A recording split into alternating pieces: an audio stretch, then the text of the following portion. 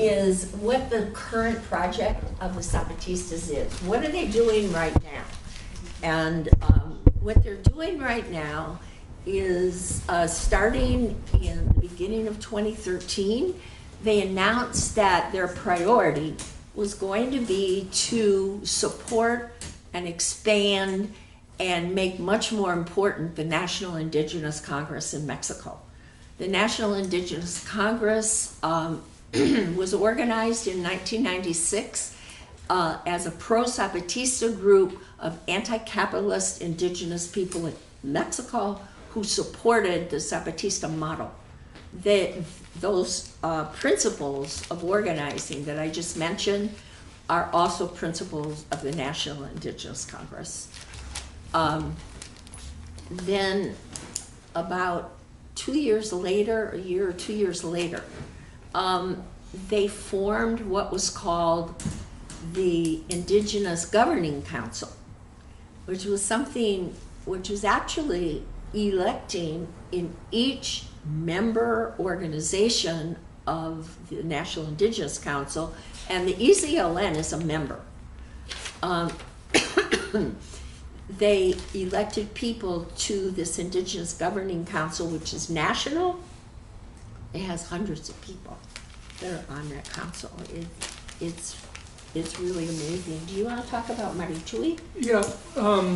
Another thing that happened was, I think it was 2014 when they were celebrating their 20th anniversary, is that up until that point, right, publicly they could notice there was a shift happening in how the Zapatistas were representing themselves internationally. So there was a period of time when Marcos, who was always issuing communiques on behalf of the CCRI, and his writings, his stories, his poems, all this stuff was always being disseminated. He had kind of gone into visibly like a lull, right? Maybe his creative juices had ended, or maybe he was being imprisoned by the Zapatistas. Like there was all this speculation. Maybe he had he was sick and he was dying. There was all kinds of stories. But what was happening inside, right, was that the Zapatistas had already made some very big changes, right, about how they were going to represent themselves. And that wasn't that Marcos wasn't representing them, but it was how they announced a shift, 4 big changes. I was trying to write them down because I can remember all of them, but one was they made a generational shift. So almost all the leadership right now, and all the base, all the young leaders, they were all born either in the 1990s or 1994, since 1994, so they're 20, 24 years old. They've grown up in the Zapatista communities, and they have not lived how their parents or grandparents lived under the old regime of plantations, and anti-Indian racism and genocide. So that they made it really clear that there was a shift. The second big shift was that they were going to be completely 100% indigenous led. And what this meant was that in our conception, all the professional revolutionaries took a step back.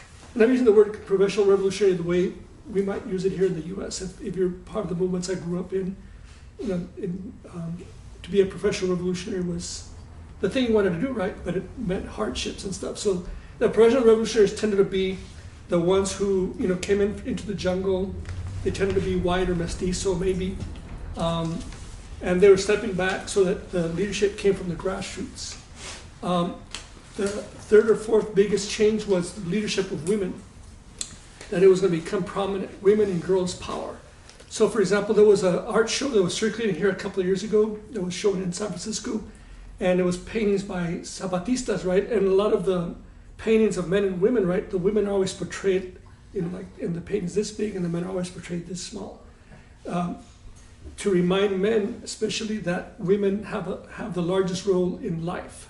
So recently, they had a very important conference, which was women only, and they're having another very important conference in terms of deciding the forward motion of the movements, that it's also women only. Doesn't mean that men are excluded in the consultation or their voice or anything, but it says that they're sending a really big signal saying about women's leadership to the indigenous communities, and what the change we're going to get, right? That the women leadership has to be completely, has to be flipped. Everything has to be flipped. So in that scenario, right, when they walk into the 20th year of the National Indigenous Congress, which met in October 2016, that's when they decided that they were going to have their own presidential candidate, and that it was going to be a woman, and it was going to be a woman from the indigenous communities, not some professional revolutionary or some PhD person that's indigenous or anything like that. And they elected a woman named Maria de Jesus Patricio Gonzalez, or Gonzalez Patricio, but they call her Mari Chuy. Chuy is what you call Jesus for short, so they call her Mari Chuy. And Mari Chuy is has spent most of her life organizing. She's a member of the Indigenous Congress. She's a curandera. She's a healer. She has a lot of she's not new to the movement or anything like that. She's a well-known person in the movement, and she was elected to represent the indigenous communities. And their goal was not to get elected necessarily, although that might have been an interesting contradiction to have. But their goal was the Easy Lands Initiative about reconvening, regrouping, revitalizing indigenous people in Mexico. And it was like a civilizational. They've always had a civilizational strategy about how they're going to reconstitute Mexico on the indigenous basis. One of their slogans is, again, they say, "Never again a Mexico without us."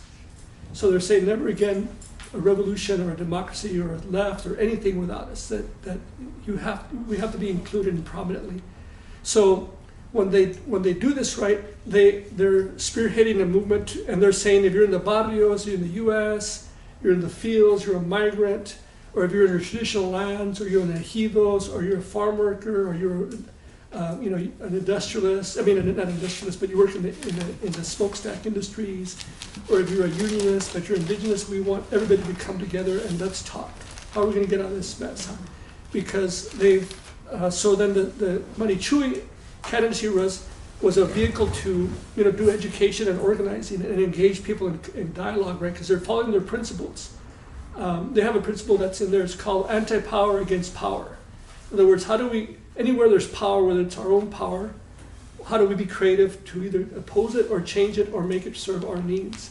So they're saying, so when you have all these things happening, right? I'll give you an example of anti-power against power. So Marcos is playing this background role. He's still important as ever because he's a subcomandante. One of their main grassroots leaders, this guy named Galeano, is murdered. He's younger, but I think he was a miliciano, right? Like a political leader in one of the communities, and he's very prominent. So Marcos follows two of the principles, right? Which is to go down, not up. So he announces that he's no longer Marcos, and now he's going to be Galeano. So he's going down, right? And then he's going to obey by leading, or lead by obeying. So they live their principles in very creative ways. So he announces his own death, right? And then he announces, ta-da! Galeano is here, and who's Galeano? And he becomes Galeano, right? And that's one thing that we don't have here, right, in the movement, where we have personalities, right? If we say Che Guevara, or we say Gus Hall, I'm trying to remember big personalities, although some didn't have very big personalities. I don't know. So that instead of having personalities, you have roles. So if you're going to be Marcos, and you're going to be Marcos. Because Marcos was somebody else before Marcos, the one we know. There was another Marcos, and Marcos took that role up, right? Can I Sure. just remind people, it's 11:55. We're almost done. Until 12:30. So if we're going to have a discussion, perhaps maybe round up the presentation and move to discussion. Understood. So the last point, right? What I'm just saying is that in this structure, right? So we want to give context to when you hear about the National Indigenous Congress, or the Mari Chuy candidacy, or the Council of Indigenous Governments, that you understand how these things are being shaped. They're not being like parachuted by the Zapatistas or by the CNI. For example, one time they had what we call the listening campaign, where Marcos went around the country, and this was not the only thing that happened, right? Where they just sat and listened to everybody, and they invited everybody here, Everybody was invited to carry their banners and do whatever. And they said, let's talk how we're going to get out of this mess together. What do you want to do? And they would just listen. What do you want to do? And I have always said that. What do you want to do? So what you do? Okay, we'll do that. Right? They don't say, here's what we want to do. Here's what we want you to do. So they have a very different culture, very creative way of doing things, and it's really rooted in their communities. The CIG in Marichui. I'm just going to stop and let you do your thing. Yeah. Okay, well, thank you very much.